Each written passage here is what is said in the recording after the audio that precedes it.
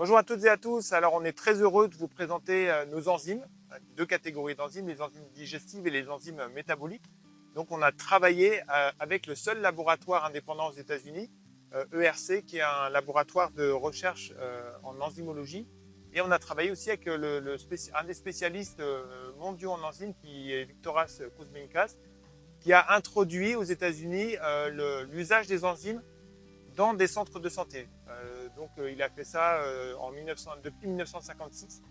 Et donc, en fait, on a rencontré Viktoras au Costa Rica et avec sa collaboration et avec ses conseils, on a lancé une gamme de deux enzymes, des enzymes digestives et métaboliques. Et on va vous parler un petit peu de ce que sont les enzymes et de ce qu'on peut faire avec.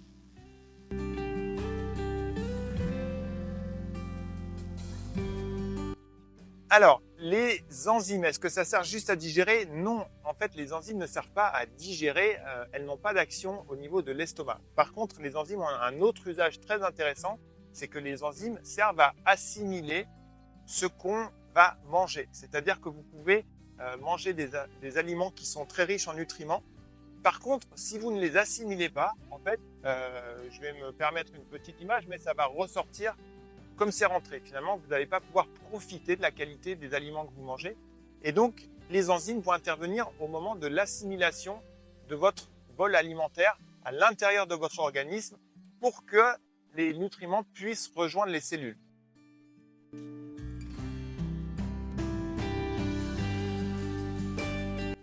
Alors, où est-ce qu'on peut trouver les enzymes naturellement? Il faut savoir que les fruits et légumes et tous les aliments possèdent leurs propres enzymes qui leur sont spécifiques.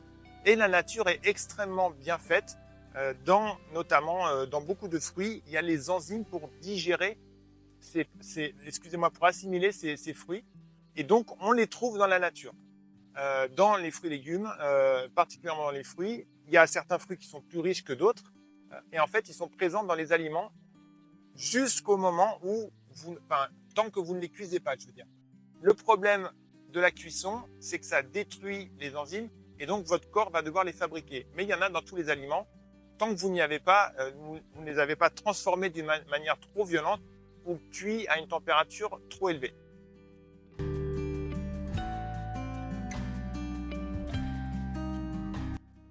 À quelle fréquence on doit prendre des enzymes? Donc, dans un monde idéal, où il n'y aurait pas de stress environnemental, pas de stress lié à la vie professionnelle, pas de stress lié à la vie de famille, où on aurait largement le temps de prendre l'espace, le temps qu'il faut pour s'alimenter, pour rechercher sa nourriture, on ne devrait pas prendre d'enzymes normalement.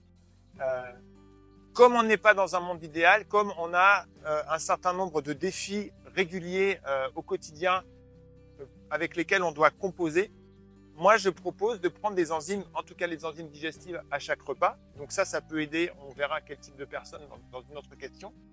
Et les enzymes métaboliques, on les prend juste avant de se coucher et dès le réveil, avant de manger.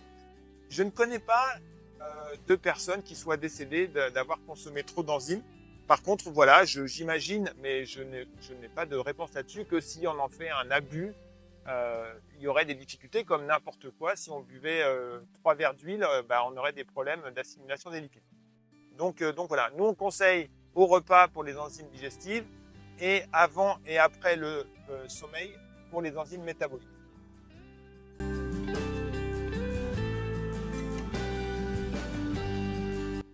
Alors, en fait, les enzymes, on va les utiliser pour le bien-être par rapport à ce que j'ai pu évoquer, c'est-à-dire pour optimiser l'assimilation des nutriments qui sont dans le bol alimentaire qu'on consomme, et d'autre part pour favoriser tous les processus métaboliques de nettoyage qui ont lieu pendant la nuit, pendant qu'on est au repos. Par contre, ce qui se passe, c'est que nous, on a toujours des enzymes. Alors, j'ai une toute petite boîte, beaucoup plus petite, on en a une dizaine, mais j'en ai toujours sur moi dans mes papiers. Quand on est à l'extérieur, quand on fait des repas un peu lourds, qu'on est par exemple représentant, qu'on est commercial et qu'on a souvent des repas où on ne choisit pas le restaurant avec des clients, que ça arrive de façon régulière, dans ces cas-là, je conseille d'avoir des enzymes sur soi pour les manger dans des repas qui sont particulièrement difficiles à digérer. Ou alors aussi, il y a d'autres moments qui sont intéressants quand on a un repas de famille qui est un peu lourd. On sait qu'on va pas forcément digérer et qu'on est là plutôt pour sociabiliser que pour avoir une alimentation optimale. Donc dans ces cas-là, les enzymes sont intéressantes. Ou la troisième cas de figure, c'est si vous prenez un repas tard le soir et que vous avez peur que ça vienne un petit peu impacter la qualité de votre sommeil. Donc ça, c'est les 3 cas de figure pour lesquels on en a toujours sur nous. Et on a le réflexe de sortir la boîte d'enzymes quand on a un repas qui n'est pas forcément aligné avec ce qu'on a l'habitude de consommer à la maison.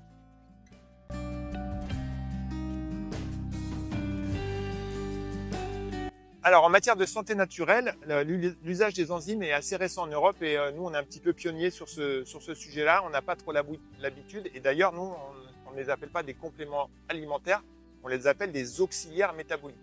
Je vais prendre une petite image. C'est comme si vous aviez un atelier de menuiserie dans lequel il y a, on va dire, 12 personnes qui travaillent. Et donc, elles font leur travail correctement. Et à un moment, vous venez avec un bus et vous amenez 12 personnes supplémentaires ou 20 personnes supplémentaires. Et donc, le travail va pouvoir être fait de façon nettement optimisée. On va pouvoir libérer du temps pour les ouvriers pour aller nettoyer le sol qui est sale, aller graisser les machines qui fonctionnent et sur lesquelles on n'a pas eu d'entretien. C'est exactement pareil dans l'organisme. Quand vous amenez des enzymes métaboliques, vous allez permettre au corps de se consacrer à ces activités de nettoyage de façon optimisée pendant la nuit. Et en médecine naturelle, il y a quelqu'un qui les utilise depuis des années, c'est Eric Darche, qui est un naturopathe avec lequel on travaille et en qui on a toute confiance, qui a écrit 9 livres, qui donne des conférences, qui a une école de formation de naturopathie, qui pratique personnellement la naturopathie depuis plus de 30 ans. Et donc, Eric Darche utilise avec succès les enzymes métaboliques quand il y a des choses indésirables dont on veut se débarrasser dans l'organisme. Et en particulier, je vous invite à aller voir une vidéo interview qu'on a fait ensemble, dans laquelle il évoque différentes façons d'utiliser les enzymes en médecine naturelle. Et en particulier, je vais donner un exemple qui est parlant pour tout le monde, c'est quand on a des plaques d'artérosclérome au niveau de nos vaisseaux, les enzymes vont permettre d'aller détruire ces plaques et ça ne va pas se faire du jour au lendemain, ça va prendre un certain temps et d'avoir des vaisseaux plus propres. Après, forcément, il faut faire les réformes alimentaires nécessaires pour pas que ça se reproduise. Mais en tout cas, on peut s'en servir dans ce sens-là.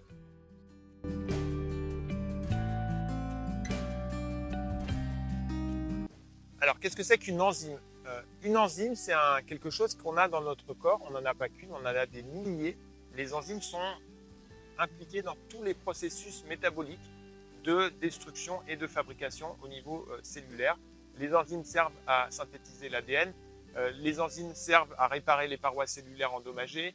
Les enzymes servent à fabriquer des protéines. Il y a énormément d'usages et de tout un tas de panels de milliers d'enzymes qu'on a dans l'organisme. La nourriture qu'on ingère, il y a 3 grandes familles de nutriments qui sont présents et elles sont présentes en général sous forme pas forcément digeste tout de suite. Vous allez avoir les amidons, donc là c'est tout ce qui est présent dans typiquement le pain, les pâtes, le riz, etc. Vous avez les lipides qui sont en fait les graisses, donc les lipides tels quels ne peuvent pas être digérés, il faut que ce soit métabolisé en plus petites unités. Et vous avez les protéines. Donc les protéines, en fait, c'est des méga-chaînes cellulaires qui prévalent avant d'avoir les acides aminés. Donc quand vous mangez votre alimentation, vous avez ces 3 classes de nutriments qui sont présentes. Et le travail des enzymes, c'est de venir découper ces colliers de perles de chaque type de nutriments en plus petites unités qui vont pouvoir passer à travers la barrière intestinale et qui vont pouvoir aussi pénétrer à l'intérieur des cellules. Donc les enzymes, en fait, ce sont des ciseaux, ce sont des paires de ciseaux qui vont venir découper et qui vont se retirer et qui vont pouvoir être réutilisés. Donc là, pour une même classe de nutriments, forcément, on a le même type d'enzyme, mais c'est un catalyseur, c'est-à-dire que c'est une substance qui va pouvoir resservir dans d'autres réactions métaboliques et donc qui est recyclée. Donc ça, c'est très intéressant. Donc nos amidons, qu'est-ce qui va se passer?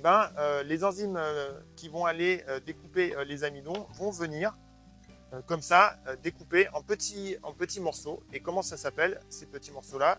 C'est ce qu'on va appeler des sucres simples qui vont être beaucoup plus faciles à assimiler pour l'organisme.